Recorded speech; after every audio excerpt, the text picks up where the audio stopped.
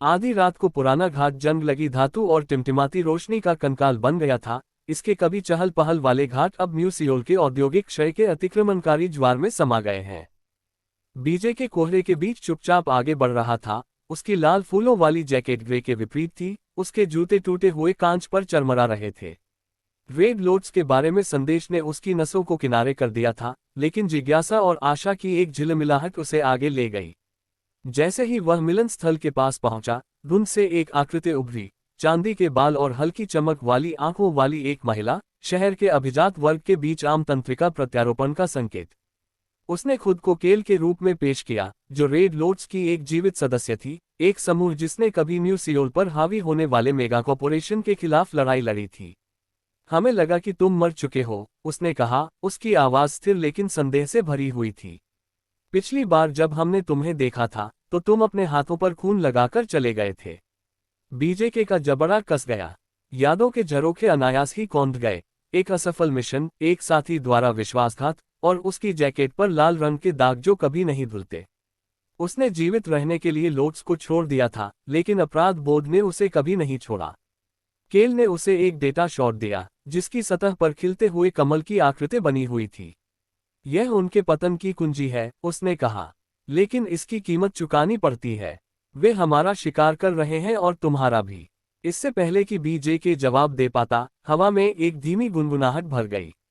Drone, चिकने और काले, आसमान से उतरे, उनके लाल स्कैनर जोड़ी पर लॉक हो गए।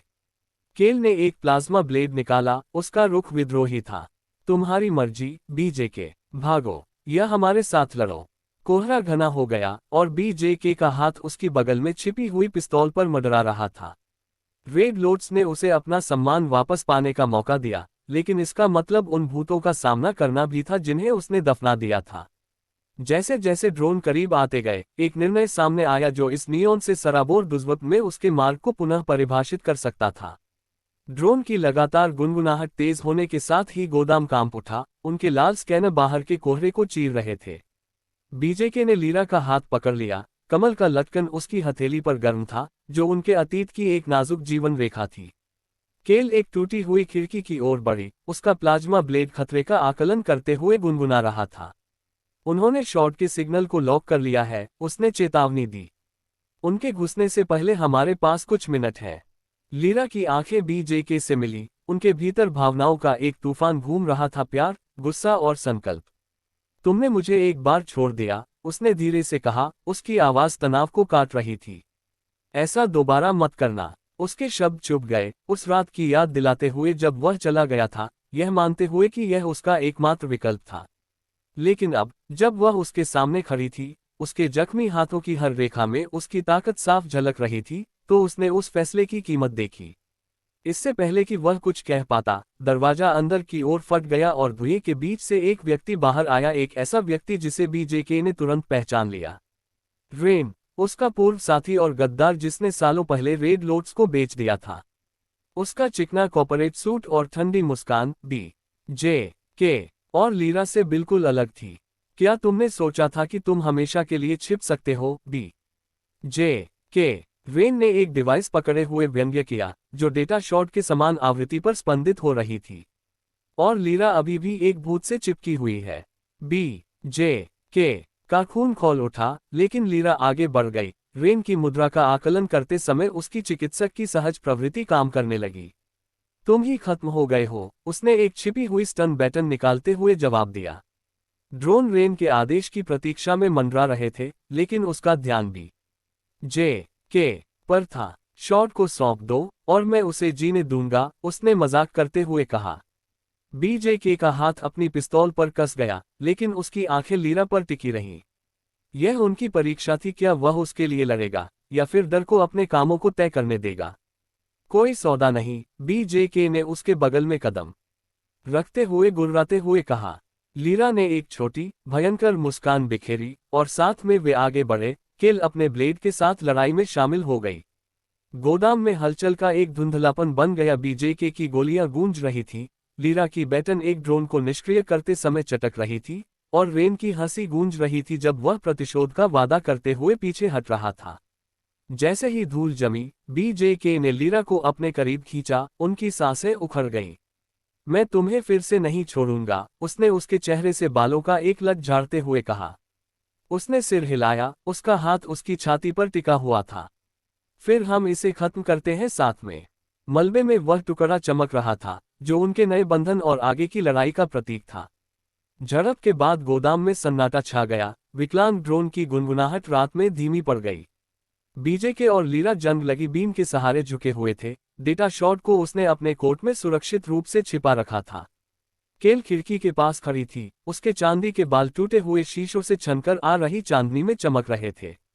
हवा में धुएं और स्टील की गंध थी, लेकिन बीजेके के लिए यह लीरा की उपस्थिति थी जिसने उसे सहारा दिया। वह उसकी ओर मुड़ा, उसकी उंगलियां कमल के लटकन को छू रही थी जो उसने अभी भी पहना हुआ था। क्या तुम्हें वह रात याद है जब हम मिले थे? उसने धीरे से पूछा, उसकी आवाज में एक दुर्लभ भेद्यता थी जो उसके संरक्षित बाहरी आवरण को तोड़ रही थी। लीरा के होंठ एक फीकी मुस्कान में बदल गए, उसकी आंखें नर्म हो गईं। बारिश हो रही थी, और तुम भीगते हुए और खून बहते हुए मेरे क्लिनिक में ठोकर खाकर गिरे। तुमने कहा था कि यह सिर्फ एक खरोंच है, लेकिन मैंने तुम्हारी आंखों में डर देखा। बीजेके ने ठहाका लगाया, ठंड के बावजूद याद ने उसे गर्म कर दिया। तुमने मुझे ठीक किया, फिर मुझे लापरवाह होने के लिए चिल्लाया। मुझे पता था कि मैं तुम्हारा पीछा कहीं भी करूंगी। लीरा के हाथ ने उसका हाथ पकड़ा, उसका स्पर्श स्थिर था। और मैंने तुम्हारे वापस आने का इंतजार किया, उसने फुसफुसाया।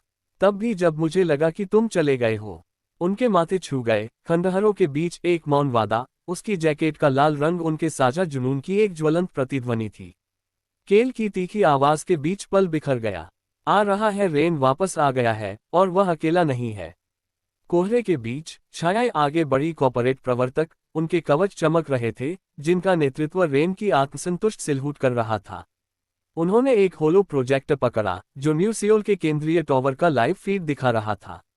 शर्ट को सौंप दो, या मैं शहर के हर शिकारी को तुम्हारा स्थान प्रसारित करूंगा, रेन ने पुकारा, उसकी आवाज तेज हो गई। अब छिपना नहीं है, बीजेके। अब अपने छोटे से चिकित्सक के साथ भागना नहीं है। लीरा ने बीजेके के हाथ पर अपनी पकड़ मजबूत कर ली, उसका स्टन बैटन तैयार था। हम उसका सामना एक साथ करेंगे, उसने कहा, उसका संकल्प उसके संकल्प को और मजबूत कर रहा था। बीजेके ने सिर हिलाया, अपनी पिस्तौल निकाली। एक साथ, उसने दोहराया। जैसे जैसे प्रवर्तक आगे बढ़े, बीजेके और लीरा एक साथ आगे बढ़े, उसकी चपलता उसकी सटीकता का पूरक थी, जबकि केल उनके साथ था, ब्लेड चमकाते हुए। लड़ाई प्यार और अवज्ञा का नृत्य थी, प्रत्येक चाल उस बंधन का प्रमाण थी जिसे उन्होंने पुनः प्राप्त किया था।